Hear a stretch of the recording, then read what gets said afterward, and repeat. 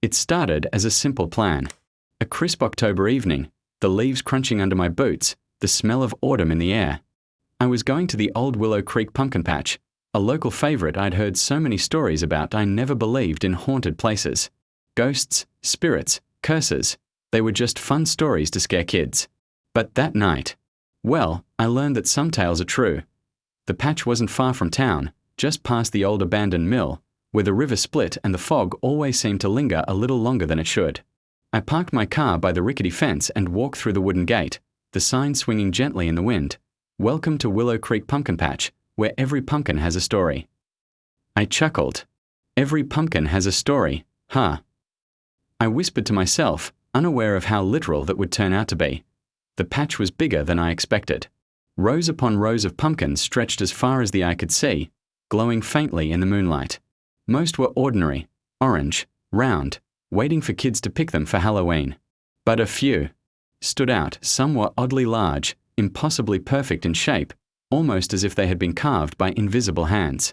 Others had faces that didn't quite look like the usual jack-o'-lantern designs. They seemed alive, smiling just slightly too wide, eyes that glimmered in the darkness as if they were watching. I laughed nervously, shaking my head. Too many horror movies, I muttered, moving deeper into the patch. As I walked, the wind picked up. I heard whispers, soft, almost like distant laughter carried through the rustling leaves. I stopped. My heart thumped. Hello. I called out, my voice bouncing off the empty rows. Nothing. Just the wind. I kept walking, telling myself it was all in my head. But then I saw it, a pumpkin at the center of the patch, far larger than the others, carved in a face that made my stomach turn. It wasn't smiling. It was grinning, but with teeth.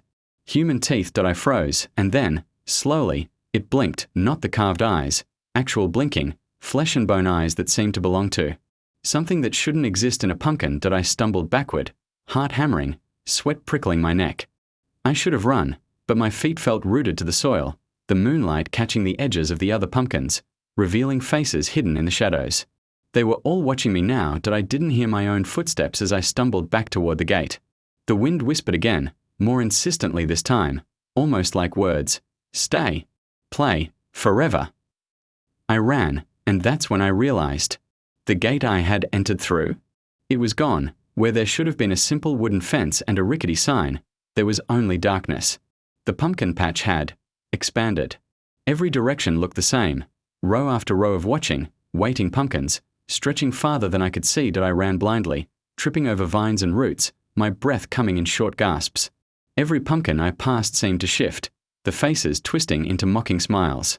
Shadows stretched out like fingers, reaching toward me, and then I heard it, soft, dragging footsteps behind me. I didn't dare look back, but I could hear it.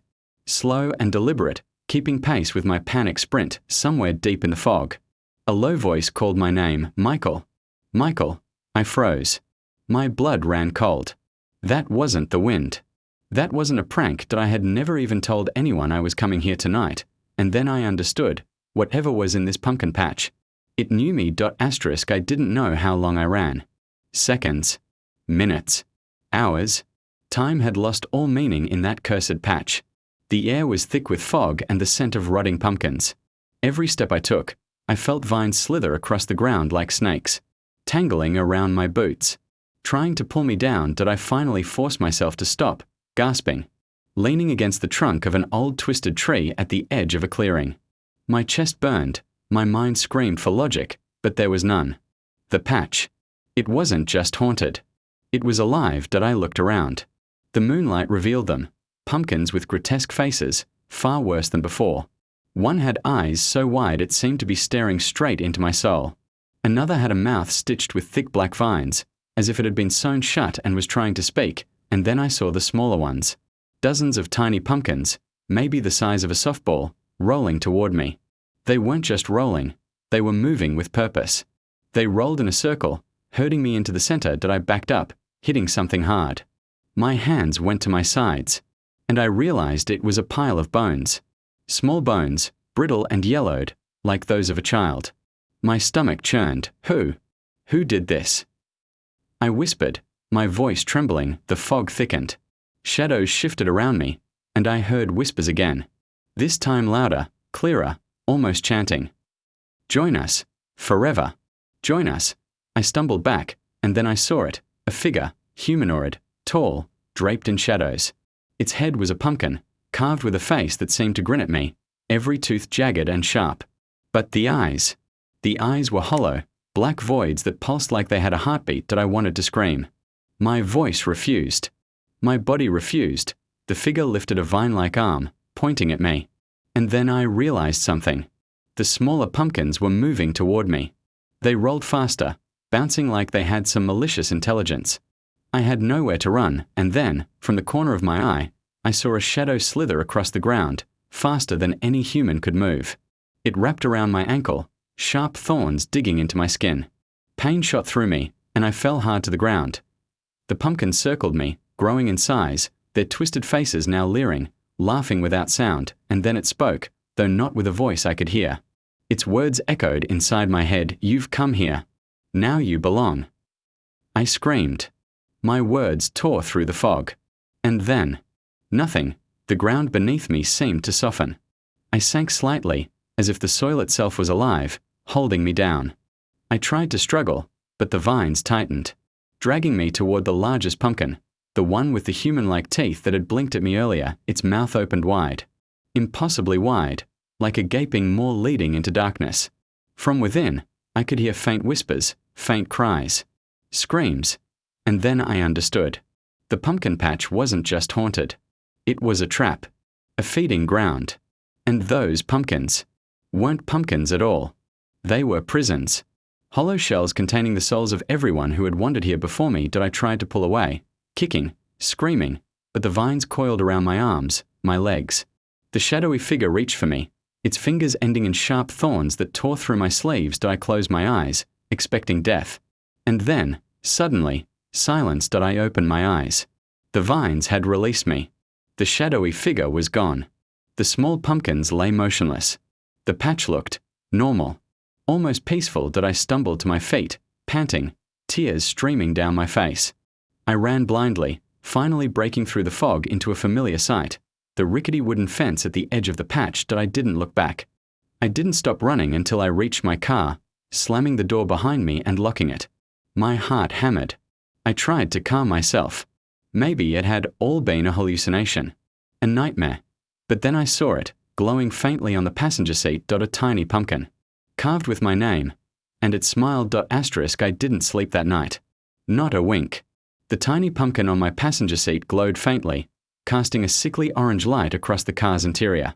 Every time I blinked, I swore it shifted, turning its little carved face toward me, grinning wider that I tried to throw out. I opened the car door, and the wind caught the pumpkin, rolling it back to the exact same spot on the seat. I slammed the door and pressed my forehead against it, muttering curses I didn't even believe that I told myself it was a prank. Maybe someone had followed me, planting a realistic pumpkin to scare me. But that didn't explain the faces in the patch. The whispers. The shadow figure. By morning, I convinced myself to take a rational approach. I drove to the patch. Maybe confronting it, seeing it in daylight, would calm me. The road leading to Willow Creek Pumpkin Patch looked normal. But when I arrived, my stomach sank. The pumpkin patch was gone. In its place. An endless field of cracked, lifeless soil. Not a single pumpkin grew there. The old wooden fence was still there, sagging and broken, the sign barely hanging on a single hinge that I stepped out of the car, cautious. Had I imagined it all?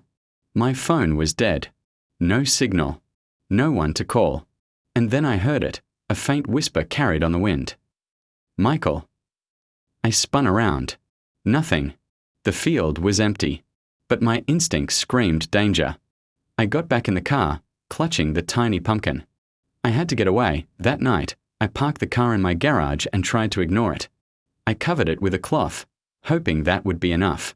I told myself I was safe now, but safety was at midnight. I woke to scratching. Tiny, insistent scratches coming from the living room. My heart hammered. I grabbed a baseball bat and crept toward the sound. The pumpkin was gone. In its place. On my living room floor, dozens of tiny pumpkins, each carved with faces that looked eerily like mine. Some were smiling. Some were screaming. All were watching, and then I heard the whispers. Clear, unmistakable. Come back, join us. I backed away. My phone lit up suddenly. Messages, texts from numbers I didn't recognize, all saying the same thing: the patch waits for you. I realized then that the pumpkin patch had followed me. Or maybe I had never left. Maybe the patch never wanted me to leave. Over the next few days, the line between reality and nightmare blurred.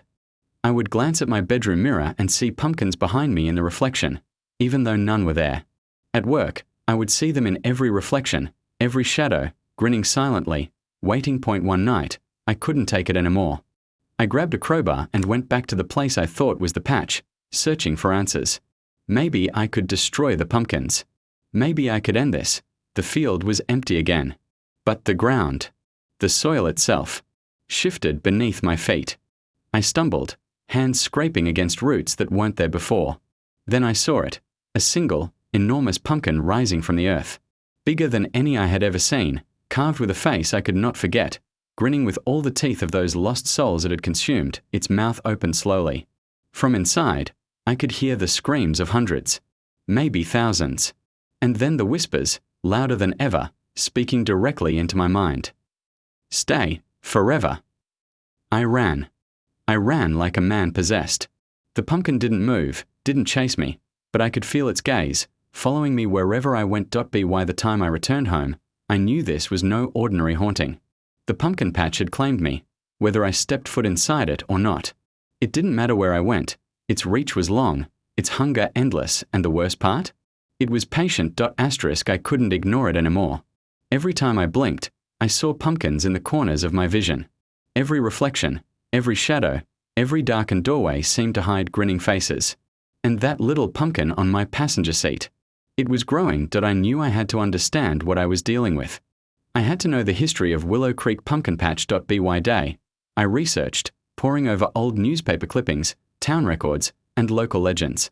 And what I found made my blood run cold. Willow Creek had always been known for its harvests, but the patch had a dark past. Decades ago, the land had been owned by a reclusive farmer named Elias Crow. He was said to be obsessed with immortality, with preserving life beyond death. Townsfolk whispered that he practiced strange rituals during the harvest, sacrifices to the spirits of the earth, trying to bind souls to the pumpkins he grew. Several children had gone missing in the area, and rumors claimed their spirits were trapped in the harvest, cursed to haunt the patch forever. I swallowed hard. My heart pounded. Could it be? Could all of this, the pumpkins, the whispers, the endless field, be the result of some ancient, cursed ritual? That night, I couldn't wait for the morning. I had to act. I grabbed a flashlight, my crowbar, and the growing pumpkin from the car.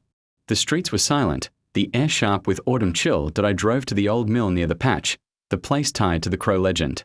Maybe there was a clue, a weakness, a way to stop this madness. The mill was abandoned, rotting, windows shattered, doors hanging off their hinges. Inside, dust hung in the air like a cloud. And then I saw it, a carved pumpkin, massive, at the center of the floor. Its grin was cruel, its eyes black voids. But what chilled me most were the dozens of tiny pumpkins surrounding it, all staring at me. They weren't just watching, they were waiting. From the shadows, a voice whispered, "You've come to join us." I froze. The voice was familiar, almost human. Then I saw it. A figure crouched in the corner, half shrouded in darkness. A woman. Or a man. I couldn't tell. The figure stepped forward, revealing a pumpkin for a head, jagged teeth gnashing, vines coiling around its limbs. I realized the truth then. The pumpkins weren't just cursed. They were hosts. Vessels.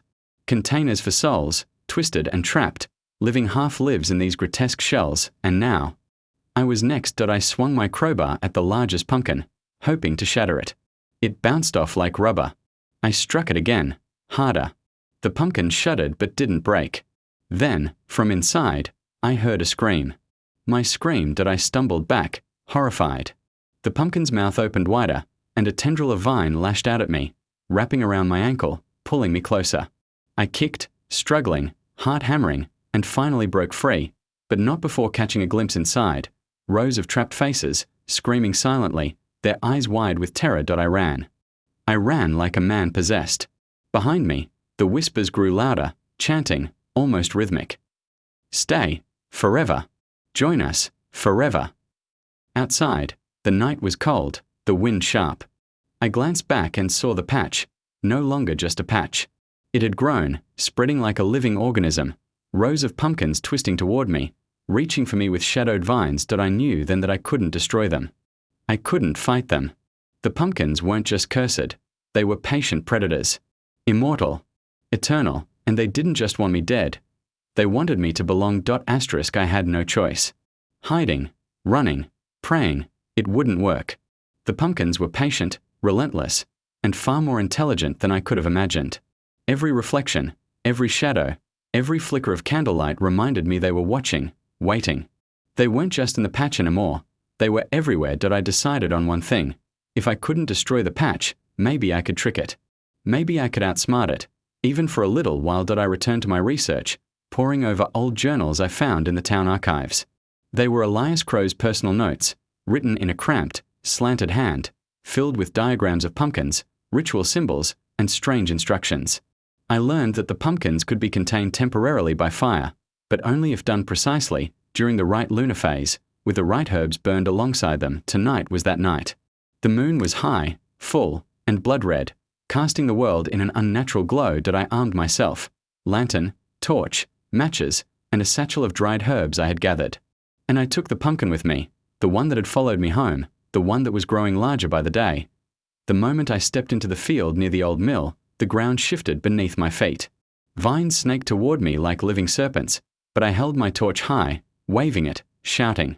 The pumpkins around me stirred, glowing faintly in anger. Faces twisted, some screaming silently, others grinning cruelly. I planted the pumpkin at the center of a circle I had drawn on the dirt using salt and powdered herbs.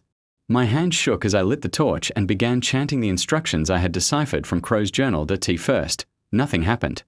Then, slowly, the pumpkin began to writhe. The grin stretched impossibly wide, vines flailing violently. The smaller pumpkins around it rolled inward, circling like predators. Whispers erupted into shrill screams, and I felt a tug at my mind, as if the patch itself was trying to pull me into its soil. I forced myself to continue. Breath ragged, voice trembling, hands blistering from the heat of the torch. Smoke rose, curling into shapes, twisting like spectral fingers. The pumpkin shook violently, then exploded. Not a physical explosion, but a shattering of the cursed presence. Faces twisted, vines snapping, and a howl of anguish filled the air, human and inhuman, combined. For a moment, silence. Then, I realized with horror, the patch hadn't disappeared. It had retreated. Not gone, just waiting.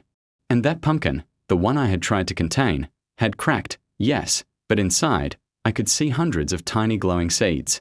Each one pulsing, each one alive. I grabbed my satchel, flinging the seeds into the fire. The flames devoured them instantly, tiny screams echoing in my head as they burned. The air was thick with acrid smoke, but the field finally seemed calm. Exhausted, I sank to the ground, heart hammering. Maybe I had won. Maybe I had at least delayed the inevitable. But as I stumbled back to my car, something on the dashboard caught my eye. A single vine, green, fresh, writhing, had crept through the crack in the car door. At the tip of it, a tiny pumpkin glowed softly. And it wasn't carved. It was smiling, and I realized then, with a sinking dread, that this wasn't over. It would never be over. The patch was patient, eternal, and it had marked me. I realized then that the pumpkin patch had followed me. Or maybe I had never left. Maybe the patch never wanted me to leave. I thought I had survived. I thought I had delayed the inevitable. But I was wrong. That night, I couldn't sleep. Every creak of the house, every shadow stretching across the walls, made my skin crawl.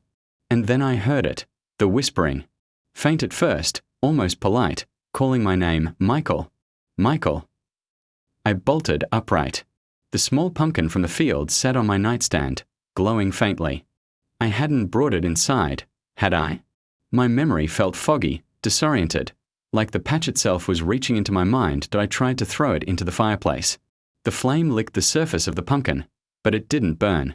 It just glowed brighter, the carved face twisting into a grin that seemed alive. I stumbled back, heart hammering. Then I saw them. The shadows. Across my room, against the walls, dozens of pumpkin shapes moved silently. Some rolled, others slithered on vine-like tendrils. Each face glared at me, twisted, grotesque, familiar. They weren't just pumpkins. They were the souls of those who had come before me, trapped forever, all warning me. You cannot escape. I ran out of the house, into the night, but the street lights flickered and died as I passed. The world outside my home had begun to twist. Trees stretched unnaturally, branches like claws reaching for me.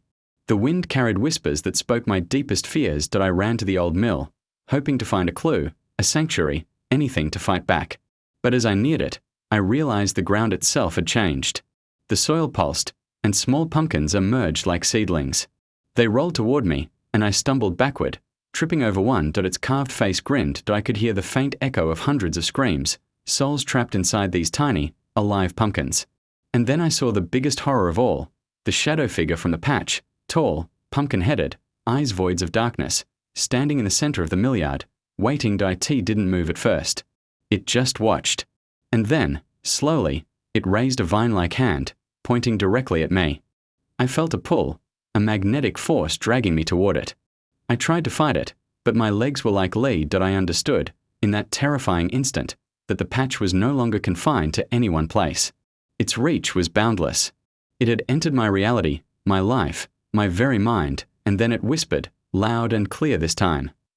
Come, Michael, become one of us. I screamed, desperate, but my voice was swallowed by the wind, by the living shadows, by the laughter of the countless pumpkins that I ran blindly through the fog, the mill fading behind me, replaced by rows of glowing pumpkins stretching infinitely in every direction. I realized I was back in the patch. I had never left. Every step I took, the pumpkins shifted, creating paths and walls, herding me deeper into their nightmare. I tried to scream for help, for anyone, but the only sound that returned was my own name, whispered endlessly by the hundreds of pumpkin faces that I stumbled, fell to my knees, and a vine wrapped around my wrist. It wasn't strong, it barely held, but I could feel the pull, a soft tug at my very soul. The pumpkin-headed figure approached, towering over me, the glow of its eyes reflecting the countless faces trapped in the pumpkins surrounding us. I had no plan, no hope, only the overwhelming realization. The patch didn't just trap the body, it trapped the mind, the will, the very essence of anyone who entered. I scrambled backward, desperate, but the pumpkins were everywhere. Vines coiled at my feet, at my hands, around my neck. And as the shadow figure leaned down, its mouth opening impossibly wide, I realized one undeniable truth. I had been chosen, and soon, I would belong. I didn't know how much longer I could keep running. Every breath felt like fire in my lungs. Every step sank into soft, shifting soil that seemed alive. The pumpkin-headed figure loomed above me, towering and silent, its hollow eyes glowing with cruel intelligence. But somewhere, deep inside me, a spark of defiance remained. If I was going to die, I would fight. Not just for myself, but for the countless souls trapped inside the cursed pumpkins. I remembered Elias Crow's journals. There was a way to contain the curse, not destroy it, not end it, but trap it temporarily, to prevent it from consuming more lives. It required a sacrifice, a powerful binding ritual, and courage I wasn't sure I had. I stood, trembling, and reached into my satchel.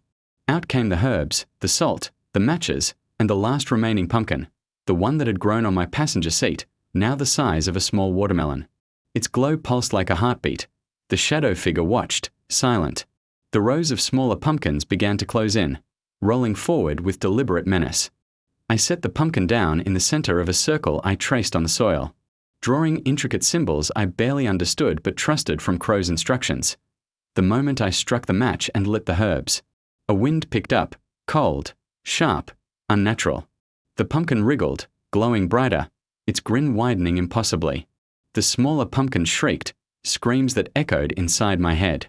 I felt a tug at my soul, a pull I could barely resist. I began the chant, voice shaking, words foreign yet familiar from Crow's journal. By fire, by soil, by spirit bound, the cursed shall remain, never to leave, never to claim. The largest pumpkin convulsed violently, vines thrashing, teeth gnashing. The smaller pumpkins rolled into the circle, trying to escape, trying to break the spell. The wind howled, bending the trees, rattling the earth beneath my feet. The shadow figure lunged forward, towering over me, its mouth opening wide enough to swallow me whole. I held my ground, chanting louder, flinging herbs into the flame. Smoke swirled, thick and choking, curling into spectral shapes of screaming faces. Then, in an instant, Silence. The pumpkins froze. The shadow figure halted mid-step, its eyes flickering. The glow of the cursed pumpkin dimmed. The air felt heavy, thick with tension, but for the first time that night, I felt controlled that I took a deep breath and completed the final chant. A blinding light erupted from a circle, the pumpkins shattering into fragments, vines shriveling, the screams fading. The smaller pumpkins cracked and fell still. Lifeless, the shadow figure screamed, a sound that was human. Inhuman, everything in between, and then dissolved into the mist, leaving nothing behind but an empty field that I fell to my knees, chest heaving, tears streaming. I had done it. I had contained the curse. For now, but as I looked at the remnants of the pumpkin, a single seed remained, glowing faintly in the dirt. I picked it up, heart sinking that it wasn't over. Not ever. I thought it was over. I truly believed that by containing the curse, I had survived the worst. The next morning, sunlight spilled across the empty field where the patch had once grown, revealing only cracked soil, broken remnants of pumpkins, and the charred remains of my ritual circle. No vines, no glowing eyes, no whispers, just silence. For the first time in days, I breathed. I felt relief, hope, maybe even triumph, but the feeling didn't last. Back at home, life should have returned to normal. I went through the motions, showering, eating, answering emails, but everything felt wrong. The shadows in the corners of my vision lingered. Every reflection held a hint of movement, even when nothing was there. And that seed, the single glowing seed I had taken from the ritual, it sat in a small jar on my nightstand, almost pulsing like a heartbeat that I told myself to ignore it. It's harmless. It's just a seed. But at night, when I closed my eyes, I could see it grow. Not physically, at least not yet, but in my dreams.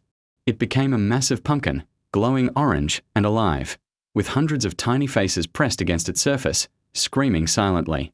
And every night, I would wake up sweating, heart racing, and it would still be there, glowing faintly in the jar that I tried to get rid of it. I threw it into the trash. I buried it in the backyard. I even smashed it with a hammer. But every time, somehow, it returned. On my nightstand. On the kitchen counter. On my dashboard when I left the house. Always glowing. Always grinning, and then the whispers returned. Soft. Insistent. Calling my name. Pulling at my mind. Michael, come back. I realized then what I had feared most. The patch didn't just exist in a location. It existed everywhere. It had grown, mutated, and now it was tied to me. My life. My mind. My soul. The small seed wasn't just a remnant, it was a beacon. A tether. And the patch wasn't gone. It was waiting. Patient. Eternal that I couldn't sleep. I couldn't eat. I couldn't go anywhere without feeling its gaze, its presence, pressing against me. I knew I couldn't tell anyone. Who would believe this? Who would understand that a patch of pumpkins could chase you across reality itself? Days turned into weeks. The whispers became louder, clearer. Not just calling my name, but giving instructions. Inviting me. Promising me a place among them. Safety, power, immortality. If I would only join, that I tried to resist. But every glance at the glowing seed, every shadow in my room, every nightfall brought the same terror. The patch was patient. And I was running out of time, and then, last night, I saw it. Not in a reflection. Not in a dream. But in the living room.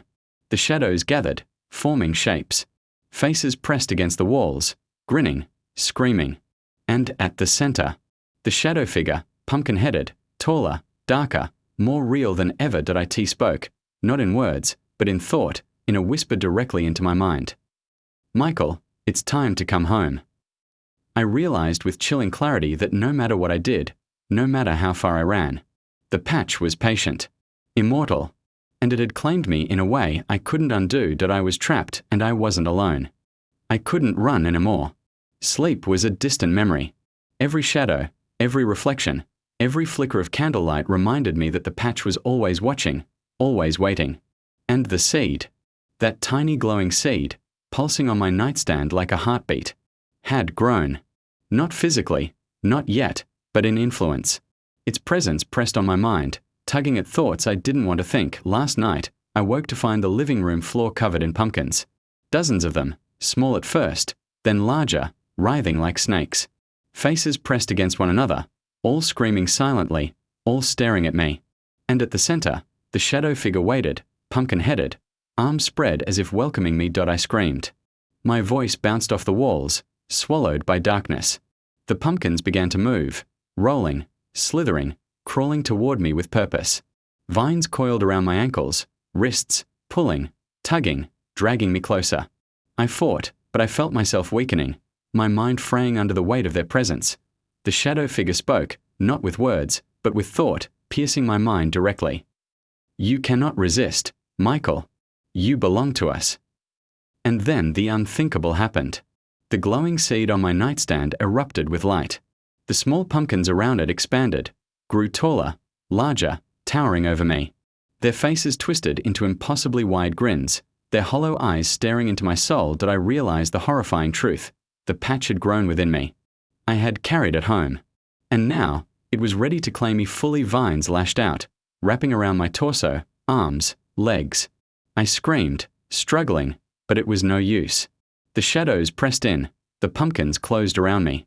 Hundreds of faces leering, mouths opening wider than possible, and then, inside the largest pumpkin, inside the heart of the patch presence, I saw myself.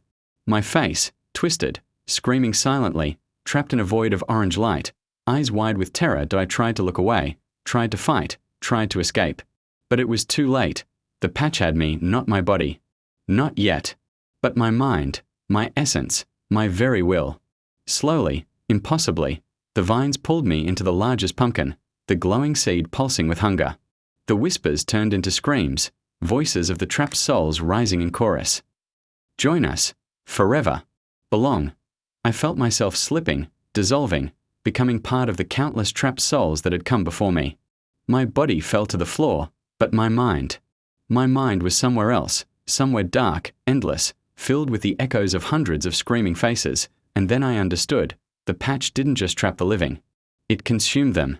It grew stronger with every soul it captured, patient, eternal, impossible to destroy. As darkness swallowed me, I heard a faint whisper, soft and cruel, echoing through my mind.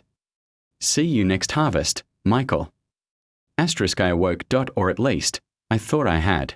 My vision was blurred. My body felt heavier, weaker, and yet, I could see. I was lying on the soft soil of the patch, surrounded by pumpkins. Hundreds, maybe thousands, of glowing, grinning faces. Some familiar, some horrifyingly new. Then I realized I wasn't alone. Not really. I sat up slowly, heart hammering. The pumpkin-headed figure stood before me, taller, more imposing than ever, its hollow eyes studying me like a predator examining prey. I tried to speak, to scream, but nothing came out. My voice had been swallowed. My essence had been bound to this place, and then I saw in the center of the patch, a single pumpkin, larger than any I had ever seen, pulsating with a sickly orange light. Inside, I saw hundreds of faces, screaming, writhing, trapped eternally. And among them, my own. I tried to run. I tried to escape, but the soil shifted, vines wrapping around me, holding me in place. The patch had me. My mind, my body, my very soul, bound to the cursed ground. The pumpkin-headed figure leaned down, its hollow eyes boring into mine. And in a voice that echoed not through air but directly into my consciousness, it whispered, "Welcome home, Michael. The harvest is complete." The smaller pumpkins surrounding me began to pulse, their faces stretching into grotesque grins, their eyes glowing brighter. And then I understood the final truth. The patch didn't just haunt. It didn't just consume. It grew. It learned. It adapted. And now, it had added me to its harvest. I felt my consciousness splitting, fracturing, becoming part of the endless cycle. My thoughts, my memories, my fears, all merging with the countless others trapped here before me. I wasn't dead. Not entirely. But I wasn't free. The shadows of the patch swirled around me, twisting, coiling, alive. The whispers became a cacophony, hundreds of voices calling in unison. Forever, part of the patch, part of the harvest. And then, as the final piece of my will was drawn into the darkness, I realized the cruelest truth. The haunted pumpkin patch didn't just take you.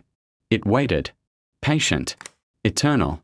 And when it was ready, it claimed you. Completely, somewhere, deep in the fog, I heard a new voice, soft, faint, calling a name. Not mine. Come, join us. And I knew. It would never stop, that I was part of it now. The patch had grown stronger. The cycle would continue, and somewhere, out there, the next unwitting soul would stumble through the gate, just as I had ... and that's a wrap. A huge thank you to everyone for watching. This channel is nothing without this amazing community. If you have ideas for future videos, drop them down in the comments below. As always, subscribe if you're new here. Until next time, take care. Asterisk.